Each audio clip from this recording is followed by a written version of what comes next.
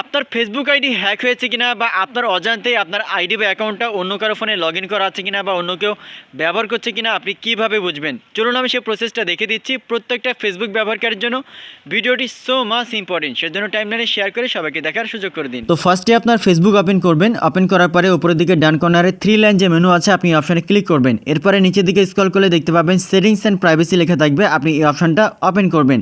Open করার পরে আবার একটা সেটিংস পেয়ে যাবেন, আপনি সেটিংসের এই অপশানে ক্লিক করবেন। ক্লিক করার পরে 2 নম্বর অপশানে দেখেন ছোট্ট করে লেখা আছে পাসওয়ার্ড অ্যান্ড সিকিউরিটি, আপনি এই অপশানটা ওপেন করবেন। ওপেন করার পরে নিচের দিকে আবারও দেখতে পাবেন পাসওয়ার্ড অ্যান্ড সিকিউরিটি, আপনি এই অপশানে ক্লিক করবেন।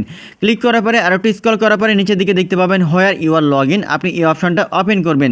এই অপশান ওপেন করার পরে আপনার একটা প্রোফাইল আইকন থাকবে, ডান পাশে অ্যারো আইকন থাকবে, আপনি এখানে ক্লিক করবেন। ক্লিক করার পরে আপনি যে ডিভাইস থেকে ফেসবুক ব্যবহার করছেন এই ডিভাইসের নাম দেওয়া থাকবে। বাট ইম্পর্টেন্ট বিষয় হচ্ছে অন্য কোনো ডিভাইসের নাম যদি নিচে শো করে, জানতে হবে যে অন্য কোনো ডিভাইস বা ফোন থেকে আপনার ফেসবুক আইডি লগ ইন আছে বা ব্যবহার করা হচ্ছে, এটা ইনস্ট্যান্টলি লগ আউট করতে হবে বা রিমুভ করতে হবে। এর জন্য প্রথম যে নাম লেখা আছে স্যামসাং, আমি জাস্ট এটা ওপেন করলাম, দেখতে পাচ্ছেন। ওপেন করার পরে কোন ডেটে কোন তারিখে কোথায় থেকে লগ ইন করা আছে এগুলো কিন্তু সব কিছু আপনি দেখতে পাবেন, ঠিক আছে। সো এখন তাকে রিমুভ করার জন্য বা লগ আউট করার জন্য লগ আউট যে অপশন রয়েছে লেখা আছে, আপনি জাস্ট এই অপশানে ক্লিক করবেন। ক্লিক করার পরে এখান থেকে লগ আউট করে দিবেন।